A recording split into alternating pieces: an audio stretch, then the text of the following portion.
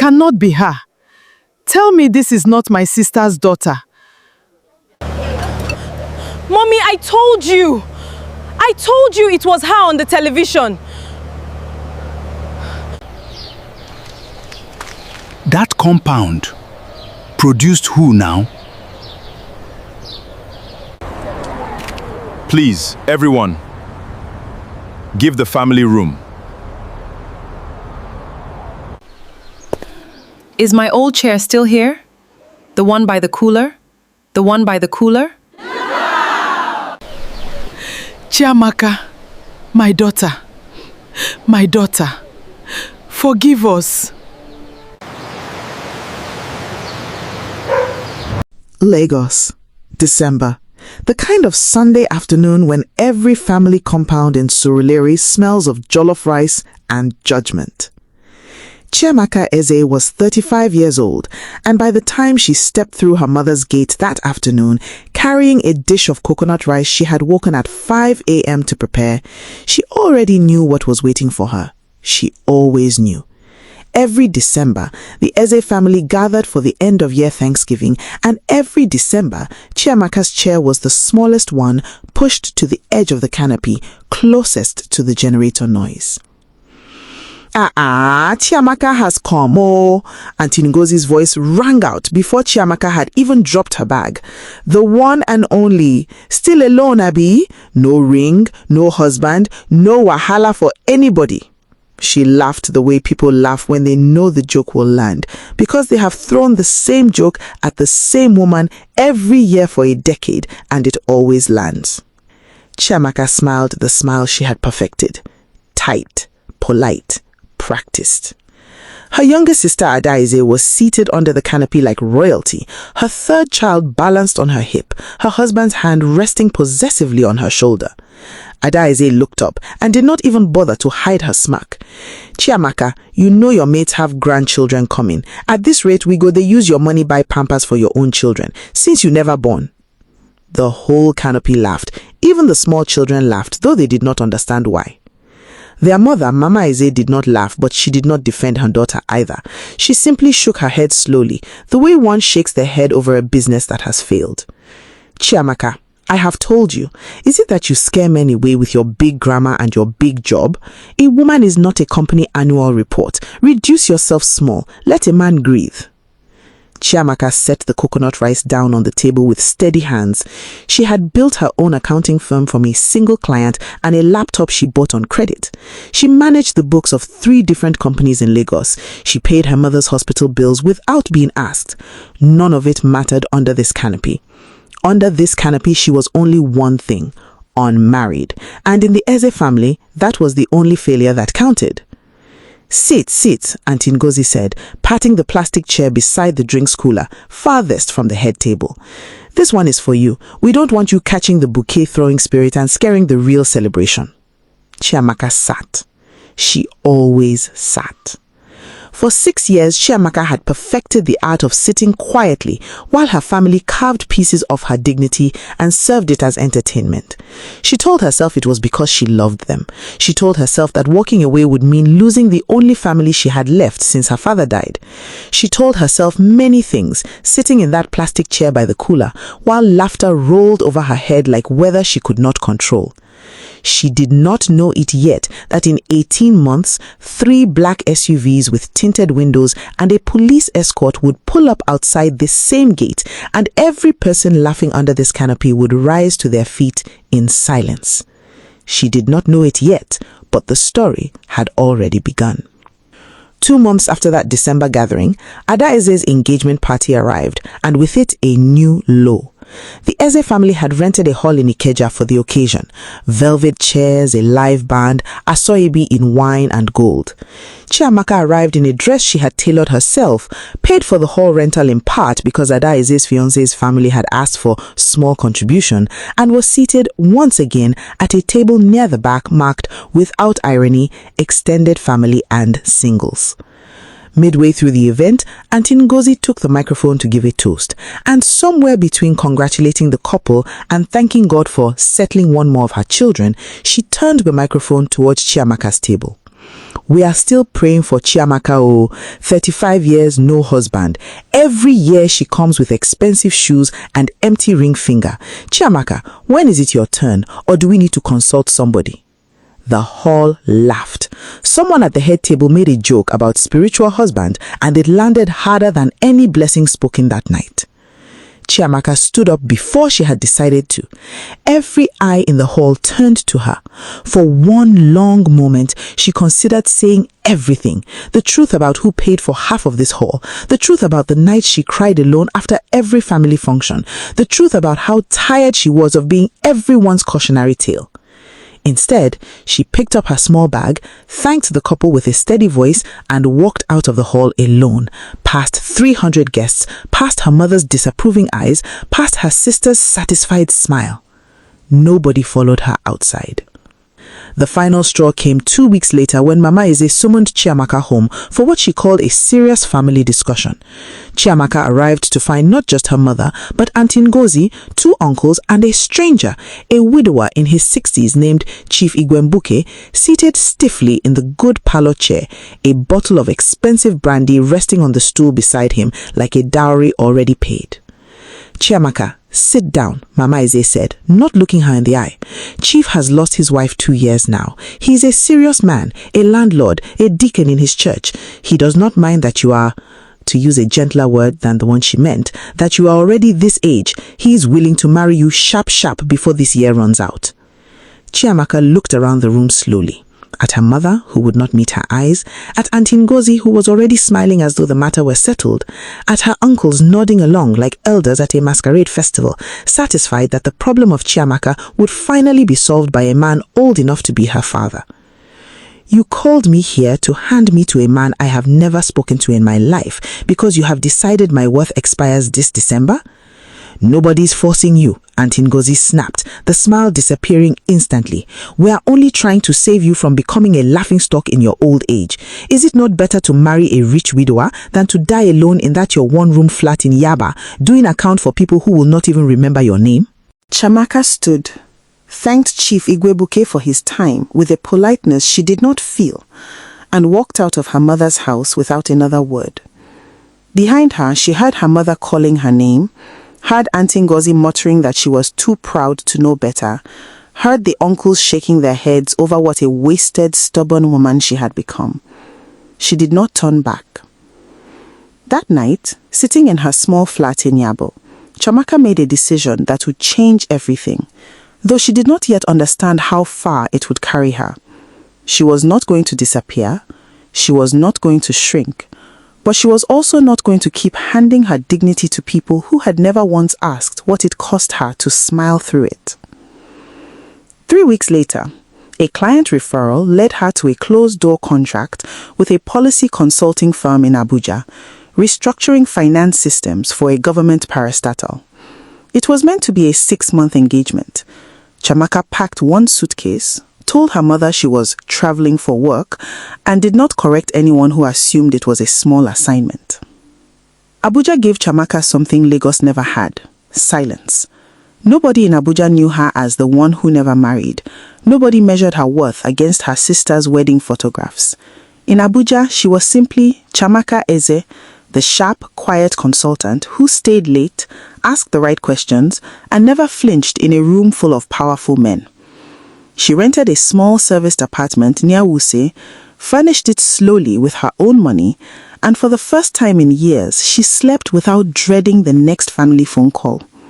Her 6-month contract stretched into 8, then 12, as word spread quietly among directors and permanent secretaries that the woman from Lagos could untangle a decade of mismanaged accounts faster than firms 3 times her size. She built a small team. She turned down 2 lowball offers from firms that wanted her expertise without her name attached to it. She learned, slowly, what it felt like to be measured only by her work, and she found that she did not miss being measured any other way. There were nights she still cried, not from loneliness, but from the strange grief of realizing how much of herself she had shrunk to survive a canopy that had never once celebrated her. She began seeing a therapist twice a month, something she would never have admitted to under her mother's roof, where mental health was spoken of only as a foreign luxury for people with too much time. Slowly, the woman who once sat quietly by a drinks cooler began to take space without apologizing for it. It was in one of those rooms, a budget review session that ran past midnight, that she first met him. Tall, composed, unreasonably calm under pressure, asking pointed questions about subsidy leakages that made 3 senior directors visibly sweat. He introduced himself simply as Kelechi, nothing more. And Chiamaka, exhausted and unimpressed by titles after years of being unimpressed by everything, corrected 2 of his figures without hesitation. He looked at her like no one ever had. Not with pity, not with a timer counting down her fertility, with interest. They began meeting for coffee after review sessions, then dinner, always somewhere quiet, always with an unusual number of quiet men in dark suits standing near the exits, which Chiamaka assumed, generously, was simply how careful men in Abuja lived. Kelechi asked about her work, her firm, her ambitions, and carefully, slowly, about her family. Chiamaka told him the truth, more of it than she had told anyone, about the canopy, about the microphone, about the chair by the cooler.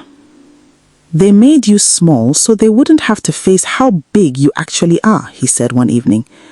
Nobody had ever said that to her before. It was 7 months into knowing him, after Chiamaka had already fallen in a way she hadn't let herself fall in a decade, that Kelechi finally told her his full name and the position he was weeks away from being sworn into. She sat across from him in stunned silence, turning her water glass slowly, thinking of a plastic chair by a drinks cooler, thinking of a microphone pointed at her like a weapon, thinking of how small her family had needed her to be. "Does it change anything?" he asked quietly. "No," she said, and she meant it. She had not fallen for a title. She had fallen for a man who asked her opinion and waited for the answer. Their wedding was small, private, and deliberately hidden from every camera in the country, held quietly in a residence in Abuja, witnessed by fewer than 20 people, none of them from the Eze family. Chiamaka had made her choice with open eyes. She would not use this marriage as a trophy to carry back to a canopy in Surulere. She would live her life. If her family ever learnt the truth, they would learn it the way the rest of the country did. They learnt it 11 months later, on the day of the formal inauguration, when a photograph of the new president and his wife circulated across every network in Nigeria within the hour, and Auntie Ngozi, scrolling her phone at a family gathering, not unlike the one that once sat Chiamaka by the cooler, dropped her plate of jollof rice on the floor. Mama Eze did not believe it at first. She called it a scam photograph, a look-alike, evil spirits playing games on WhatsApp. It was Adaeze, pregnant with her 4th child, phone shaking in her hand, who found the video. Chiamaka, at the inauguration, in a wine gold Agbada-inspired gown, standing beside her husband as he took the oath of office, her chin lifted the exact same way it used to lift when she carried coconut rice through a gate full of people who despised her. The convoy arrived at the Eze family compound 2 weeks later.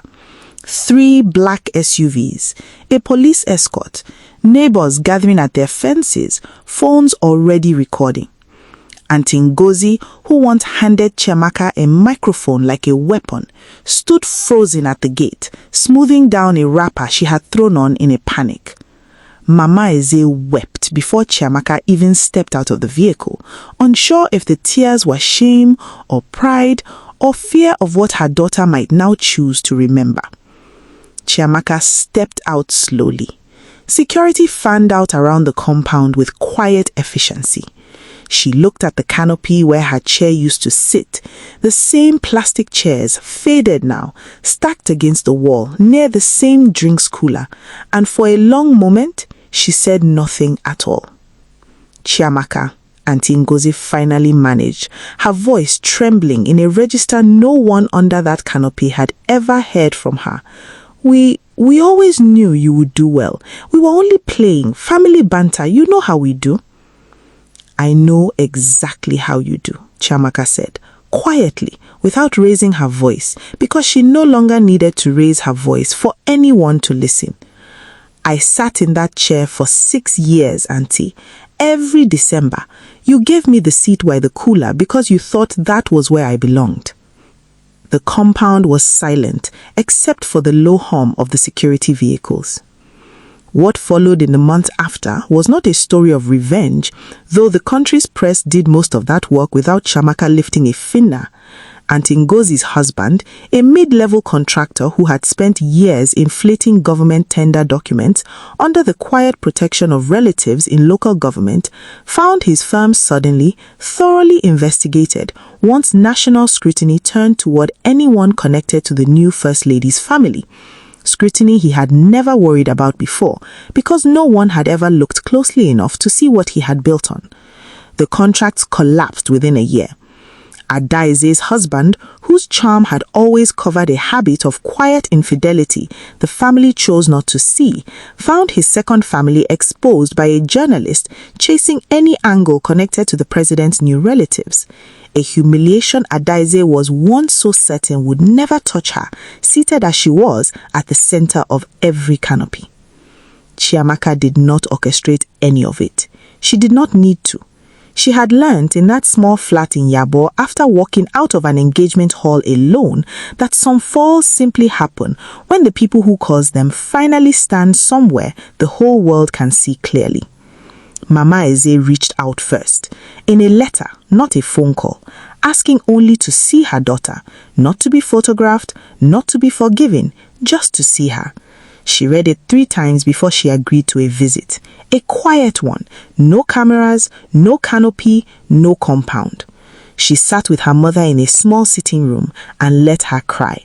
And when her mother finally asked why she never told them, Chiamaka answered simply, "Because you never once asked me who I was becoming, you only ever asked when I would finally become someone's wife." She forgave her mother that day. In the smallest, quietest way a person can forgive, not by forgetting the chair by the cooler, but by choosing not to carry its weight into whatever came next. She did not return to the family canopy. She did not attend the following December's Thanksgiving. She sent a card instead, and a modest gift for the children, and nothing more. Aunty Ngozi never received a call. Adaize sent 3 messages that were never answered. Some doors, Chiamaka had learnt, do not need to be slammed shut. They simply do not need to be opened again. Years later, when young women wrote to her, through the small mentorship foundation she quietly funded for girls building businesses without family support, asking how she endured so many years of ridicule before her life changed, Chiamaka would always give the same answer. "My life did not change because I married a president," she would write back. "My life changed the night I stood up from an engagement party and realized it was I who had been giving them permission to make me small. Everything after that was simply the world catching up to what I already knew. The girl who sat by the cooler waiting for someone to finally see her had become a woman no canopy could ever contain again. And if you have ever sat in your own plastic chair at your own family gathering, wondering if your quiet, steady life will ever be enough for the people who are supposed to love you the most, let this be the story you remember.